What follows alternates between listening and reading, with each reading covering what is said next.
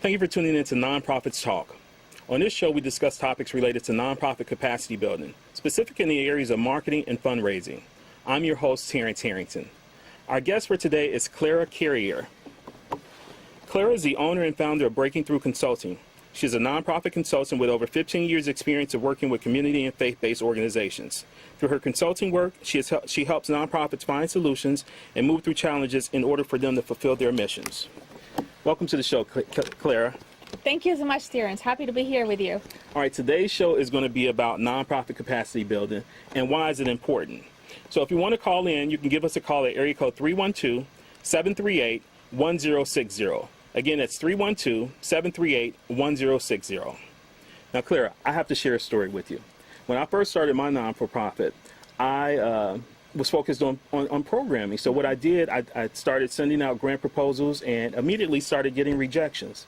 So once we got those rejections, I had to take a step back to decide, okay, what's going on? So when I looked at the business model, I felt that, okay, we had a weak board, we didn't have a strategic plan, and I didn't have anybody that I can turn to. So I did some searching on the internet, and I came across this term called capacity building. So when I came across the term capacity building, I realized that I'm not the only person. You're not alone. Right, I'm not alone. So talk to us today about what capacity building is and why it's so important. Absolutely. So capacity building, it's really a broad term. But to give you some examples, there's just certain capacities that all nonprofits, regardless of their focus or the area of expertise, need to have in order to be able to fulfill their missions. So some examples could be strong leadership, strong communications, marketing, and fundraising, but also their IT to bring the structural, to the actual office. But also relationships are important. So all of these different capacities are just the things that nonprofits need to focus on in regards to energy and time so that they can fulfill their mission and achieve results. But most importantly, so that they're able to really help those that they're trying, to make an impact on. So you think the reason that most nonprofits start off with programming is because of the fact that funders really only fund programming? Well, I think it's just the most tangible thing to do. I mean, if you have strong programming, then you're better off in regards to raising funds and awareness for your organization. But that cannot be the only sole focus of your efforts. All of these different capacities are necessary for nonprofits not only to survive, but most importantly to thrive. Okay. So now this doesn't just apply to nonprofits. This is for churches as well, right? If your mission is intact, I believe that you can attract the support that you need. So let's talk about the leadership aspect of it. When you're building capacity for nonprofits, how important is leadership? Oh, it's at the top of the priorities. I think leaders, which are different than managers. So leaders are those who are able to move things forward from here to there. Strong leaders are those who are able to have the vision, but most importantly, to cast that vision to their staff. Leaders are also those who are able to fully understand the different skills and the different talents that teams have. So they're able to foster those, to leverage those, and to empower teams towards that same vision. And last but not least, leaders are also able to get their hands dirty. They're with you, hands-on, on the ground, working through challenges, and they are seen. They're seen in the good times, but also, when challenges come up. So they're actually in the trenches with you. They are, hand on hand, shoulder to shoulder. They're with you from the get-go, yes. So when we talk about capacity building, how important is the board of directors in this? It's fundamental. I mean, the board of directors, if you think about it, they're people with different skills, business skills, but also people that are vested in the mission of that organization. Okay. So if they are really close to that organization, is because it means something to them. So they do have to have certain responsibilities, and they're also accountable for fundraising for the organization. They're accountable for establishing those important relationships and building those relationships so that, their expertise, but also the advocacy,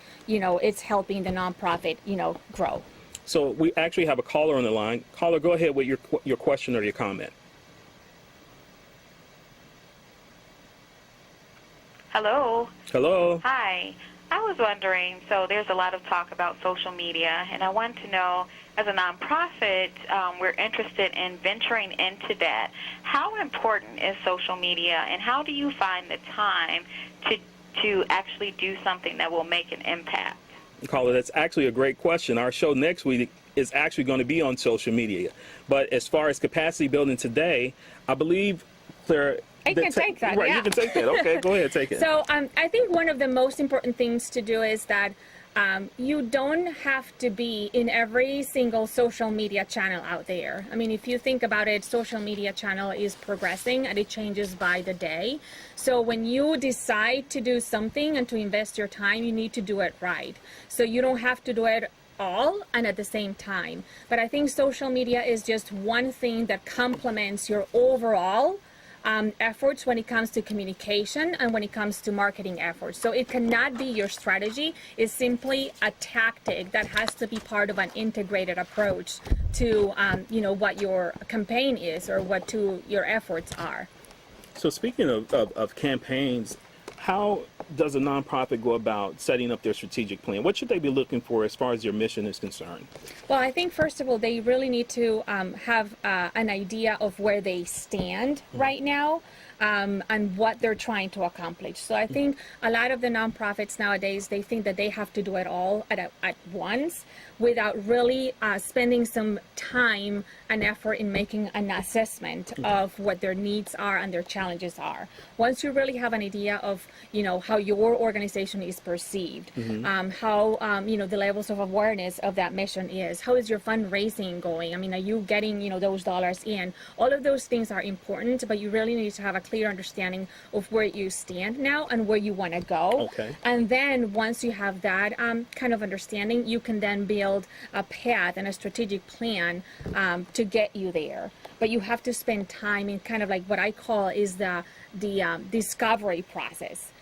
So before you go all in, just take some time to audit, your staff, their expertise, the efforts that you're doing in regards to marketing and communications, the support that you're getting from advocates. So you really need to spend time on that before you change things or before you revamp things. So is there any particular area that you need to focus in first when it comes to doing the assessment? I think really it comes down to what are your objectives. So as an organization, you have a mission and you need to fulfill that mission. But what are the things that you're kind of layering down in order for you to achieve that? So you just really have to have a clear vision of, those necessary steps to get there. So how different is the nonprofit industry today as opposed to, since a lot of nonprofits, they're coming under scrutiny. Government the IRS wants to know where the money, where it's going. Donors want to know where the money's going. How do you fit capacity building into that?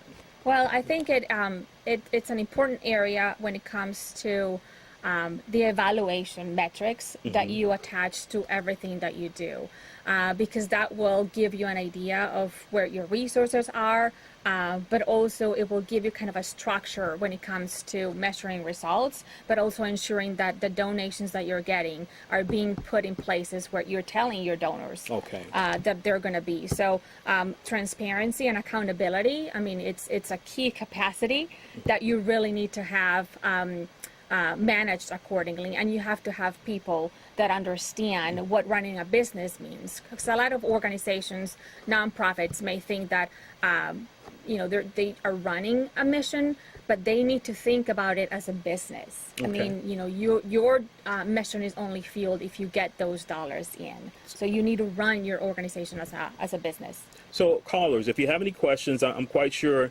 we have a lot of small nonprofits out there who are just starting out, or for whatever reason you're getting rejections as far as grant proposals are concerned. Give us a call here at 312-738-1060. Again, it's 312-738-1060, so we can talk about your capacity issues and how we can possibly give you some actions that you can start taking today. So Clara, talk to us about strategic planning. I think it's, I laugh a little bit because that word strategic means so much, but also it's so broad, and Right. I think it's being misused. I think thought leadership needs to come from the top of the organization, but that needs to be funneled through everybody in your organization. Having a clear mission, having a mission and a vision that is tangible and that really is so powerful and impactful that will drive people to move into action. And that goes, for your internal audience, but also for your external, stakeholders. So I think a strategy starts with that mission and that vision being so clear, so powerful, and actually be something that is really trying to meet a gap, in society, or that is trying to fulfill a need. So that's kind of the first thing: clarity, being concise, and being very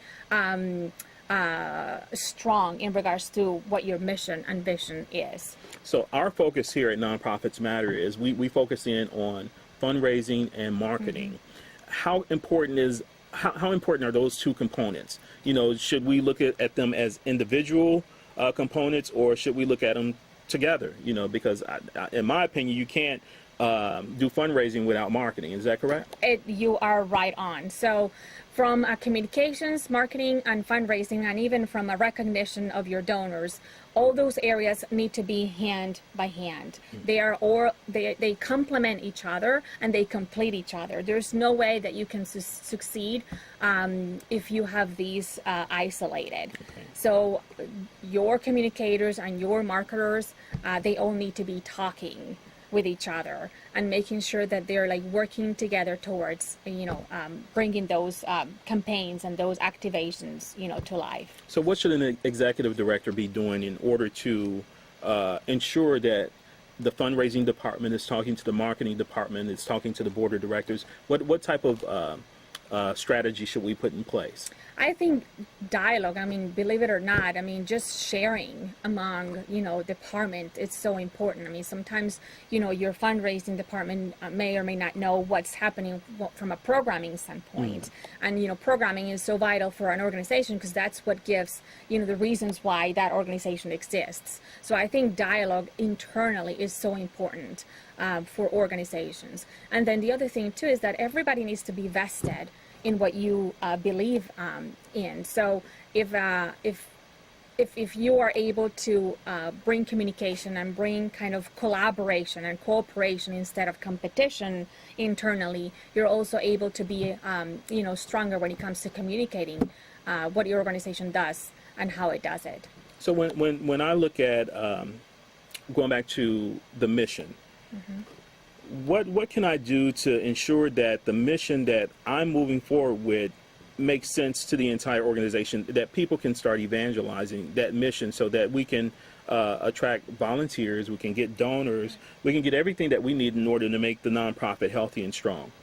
I think it's really creating an environment where everybody feels that they have a very important role to play when it comes to those outcomes and those, results.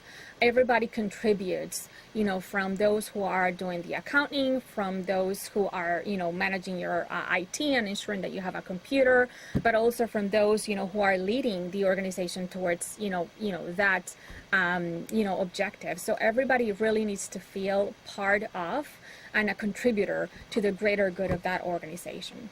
Now, one of the things, like I mentioned earlier, when we first started our nonprofit, we were, for lack of better words, we were operating in a silo. We weren't doing a whole lot of collaborating with other organizations. So how important is that? Collaboration is fundamental. Collaboration, flexibility, and adaptability. Because all of these different capacities that we've been touching on, they change over time. Organizations, evolve. That's why I think it's so important that, dialogue and collaboration and sharing best practice, not only internally, but among nonprofits, fellow nonprofits. I think there's such a richness in sharing and learning from each other. And I think moving from a competition standpoint to a collaboration standpoint can only make the nonprofit sector stronger. Wow. So, callers, again, if you have any questions about nonprofit capacity, give us a call at area code 312-738-1060. Again, 312-738-1060. As a nonprofit, the main thing that that hinders us from initiating new programs is funding. So in order to get stronger, what steps can we do in the development department as far as capacity building is concerned? What can we do in development?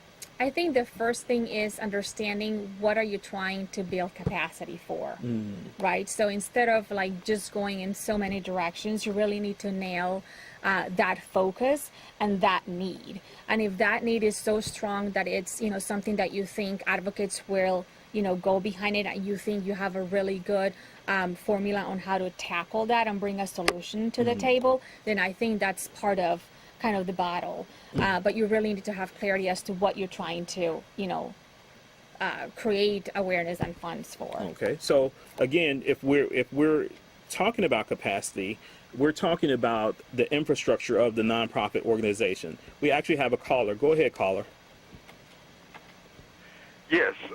How would I shop for a grant writer? What is the procedure? What's the process? What are the steps? The ABCs, the 1, 2, 3s, the basics?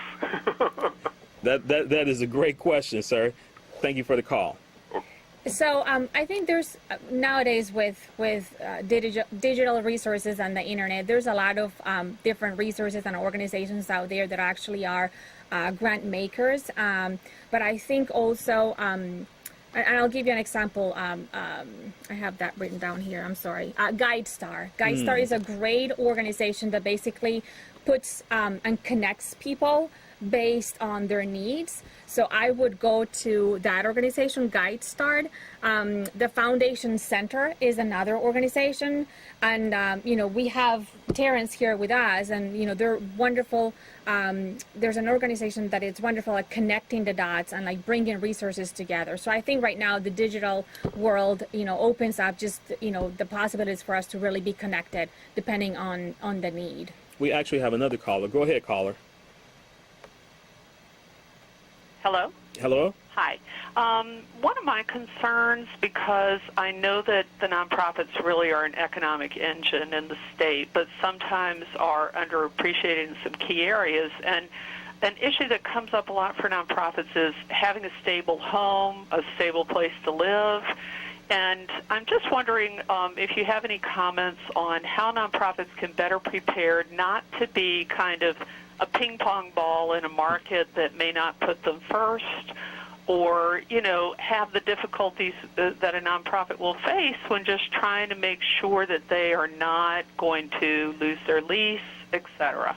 Oh, that is a great question. Thank you for the call, caller.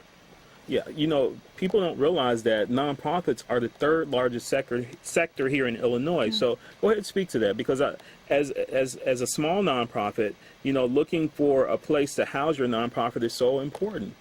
Well, I think, and again, we go back to the thought that, nonprofits need to be run like businesses. So I think having a strong business plan before you even move forward into like the implementation, it's so important. The other thing too is that you don't have to have all the answers. You don't have to know it all. So if there's an area like, real estate, or if there's an area, when it comes to, leasing, a property, you need to make sure that you go to a person that is an expert in that area. Get yourself surrounded by experts in the areas where you don't have the knowledge in order for you to better, make decisions, short and long term. So what about sharing space with other nonprofits? That's very interesting, because it's becoming more of a model. There's organizations that either own a property, but they don't use all the office space, so they end up renting it as a source of revenue. So I think as long as all the paperwork and all kind of like the T's are crossed, I think why not? You guys need to be creative on how to bring funds from an operations standpoint. Especially here in Chicago, considering we have so many vacant properties, so much vacant land. I think, developing a land trust or a community development corporation would be a great idea for some of the nonprofits out here to partner up on. So, again, callers, we're talking about capacity building. So if you have any questions, give us a call at area code 312-738-1060. Again, that's 312-738-1060. So, Clara, it looks like we got about 5 more minutes before we end the show here. So let's talk about what are some activities that nonprofits can do in order to shore up their capacity, because maybe they've been operating for a couple of years now and they're getting some grants, but for whatever reason they're on the verge of their doors are about to be closed. What are some things that they can start doing in order to make sure that the doors don't close on them? I think it's a tough question. It's really a tough question, because there's a lot of nonprofits that have their hearts, Yes. and that's the reason why they decided to, found a nonprofit. I would just go back to the basics, really understanding the why they are going through that situation, where they want to go, and spend, time evaluating that, and, kind of going through a brand discovery. Nonprofits need to think about themselves as brands. Oh, that's a great point. So sometimes you just are in the go and you're implementing your programs, but you really need to go back to the basic and spend time about, what are people saying about me? How are people perceiving me as a brand? And you don't have to spend a lot of money on this. You can do some exercises that will allow you to step back and really audit yourself as a brand, and then determine what are the things that you need in order to move forward. Oh, that's powerful. And that goes back to the first caller's question about social media. Yeah. Social media is one of those avenues that you can use to, it's low cost, low money, and you can get your word out there and evangelize the things that you're doing for your non-for-profit. So don't forget that particular thing, callers. So again, Clara, before we close up, what's some last minute tips that you would give a nonprofit as far as capacity building is concerned? I think nonprofits feel their missions with passion. I mean, passion drives them to really, give that extra step or staying overnight working on a project. But I do think that passion is not the only thing. You really need to have a business mindset and create an environment for collaboration and sharing. We actually have a caller. Go ahead, caller. Yes, good evening. I've been listening to your program, and I wanted to address one of the concerns that you voiced.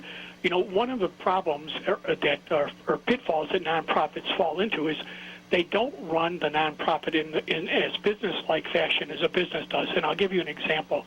The previous caller mentioned about what they could do so they wouldn't be a ping-pong ball in situations when they're about to lose a lease. Well, basically, when you have a lease, let's say you've managed to find a small space and it's $2,000 a month.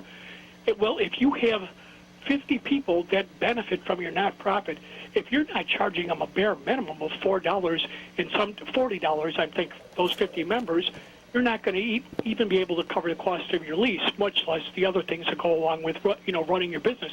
So you have to sit down with a calculator, a pen and pencil, and you have to at least take in the amount of money. Businesses run because they simply bring in enough money to keep the roof over their head. And again, nonprofits, you can't keep promising people endless services and not collect money. You make it reasonable enough to cover yourself with a little bit to spare so you don't wind up in these situations endlessly. And that's really all I have to say. Thank you. All right, thank you so much for your call. That is a great point, Clara. And nonprofits, if you were listening out there, that's something that you might want to consider, charging them at least a minimum fee to and run your operation like a for-profit business. So again, Clara, thank you so much for being on. It looks like we have a few more minutes. And so one thing that I want callers to do and the viewing audience to know is that if you have questions or any you want to get more information about Clara's business, you can visit our website, which is www.nonprofitsmatter.org. Again, that's www.nonprofitsmatter.org. Clara, thank you so much for being a guest tonight. We're going to continue the dialogue and talk about nonprofit capacity building in the weeks ahead, and hopefully we'll get more callers to call in and voice their opinion about what matters to them as nonprofits. So thank you for tuning in, guys. Next week, we're going to have Marky Lemons-Ryle as our guest. She's going to be on and talk about social media and how nonprofits can use social media in their business. And we wish that you all have a good night. Thank you.